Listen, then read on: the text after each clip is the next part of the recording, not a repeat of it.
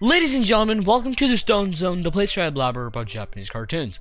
So as you probably guessed from the title, today we're going to be discussing whether Dr. Stone follows the normal shonen formula or not. Yeah, I know it has a shonen tag, but it leans more towards sci-fi because the entire anime slash manga is basically a crafting simulator. At the same time though, it incorporates traditional shonen elements like tournament arcs, dead parents, and excessive dialogue during fights. So, can Dr. Stone be classified as a shonen? Well, if you don't have the time, I'll just say to here, no, it doesn't. I highly encourage you to watch until the end though. And comment down below how many times I say shonen in this video, and with that, let's get right into it. Also, Napoleon was once attacked by hundreds of rabbits. He wanted to celebrate a military victory with a rabbit hunt, but when they released the rabbits afterwards, the rabbits attacked Napoleon and his men instead of running away. Yep, the same guy who's considered one of the world's greatest generals. If you don't want to be attacked by rabbits, pay up for the fact by subscribing and liking the video, thank you very much. So before we begin judging whether Dr. Stone is typical shonen or not, we need to properly understand what typical shonen is. The direct translation for shonen is young boy, or youth.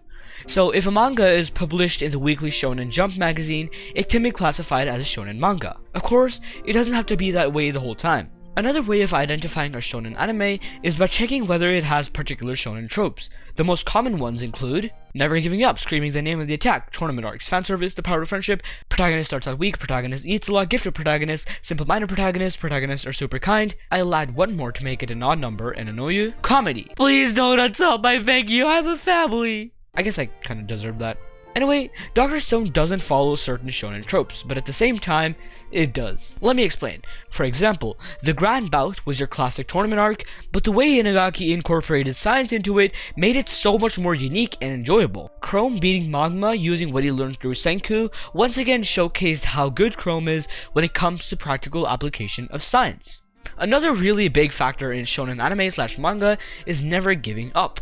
This is definitely in Dr. Stone, even though Senku doesn't scream that shit like most protagonists do. Instead of saying that he'll never give up, no matter the cost, he would say something along the lines of, giving up is the least logical course of action. Furthermore, the fact that he counted for 3,700 years displays his willpower, which is also a pretty big factor when it comes to shonen protagonists. Now the next one, screaming the name of the attack, is quite irrelevant because there are no attacks in Dr. Stone. Now this is a huge factor because there are attacks in other shonen anime, but in Dr. Stone, this is replaced by science, so to a certain extent, we can say that the power system in Dr. Stone is science.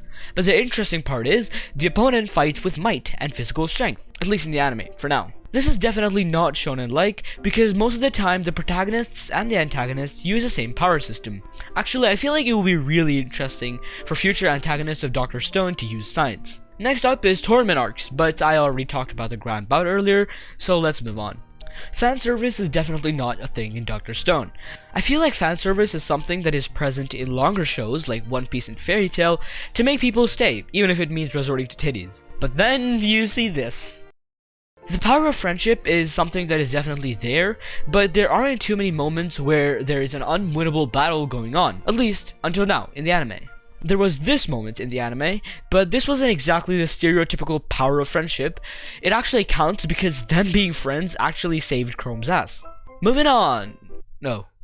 Well, I don't have too much to say about this, since Senku is already at his peak. And this is another unique thing about Dr. Stone, because most anime is a story about how the MC goes on to become stronger, and that is what drives the plot. Here though, Senku can't become any smarter, so it's really impressive that Inagaki was able to write such a great story. This also applies to his character development. Senku's personality is already well developed, so that's why there is next to no development with Senku. You already know the answer to this one, but Senku is one of the very few shonen protagonists that is a stick. Wait, now I'm confused whether Senku is a spring onion or a stick. Wait, no, he's a spring onion on a stick. Now this one is really easy, but after thinking about it, I feel like Senku isn't exactly gifted. He was extremely dumb, just as every kid is, but then he studied his way up to becoming smart as fuck. I don't know though, I might make a video on this in the future. For now, we'll just say that he is quite gifted, because most shonen protagonists are. Okay, so of course Senku is not a simple-minded bozo, but Taiju was, and that's why Taiju was a decoy protagonist. I made an entire video on this, by the way, which you should totally check out after this video. Ooh, here comes my favorite part about Senku's personality, and that is him trying his best to hide his kindness, even though he's really bad at that. The biggest example would be him acting like an evil manipulator, while in reality he just wants people to have ramen. Another example would be when he does the Christmas decorations on the tree, which was something he really didn't have to do, but he did it out of kindness and genuinely wanted to make people happy. So comedy plays a pretty big role in shonen anime, which there is a lot of in Dr. Stone. I don't have too much to say about this though. Out of the 11 common shonen tropes, Dr. Stone has only 6, so it's really hard to determine whether it qualifies as a shonen anime/manga. But I don't feel like Dr. Stone is a generic shonen anime, which is also one of its biggest selling points. It incorporates shonen elements and mixes that with realistic science, making it a really unique show. Even though there are 6 out of 11 common shonen tropes in Dr. Stone, I don't feel like it's really shonen-like. But what do you think?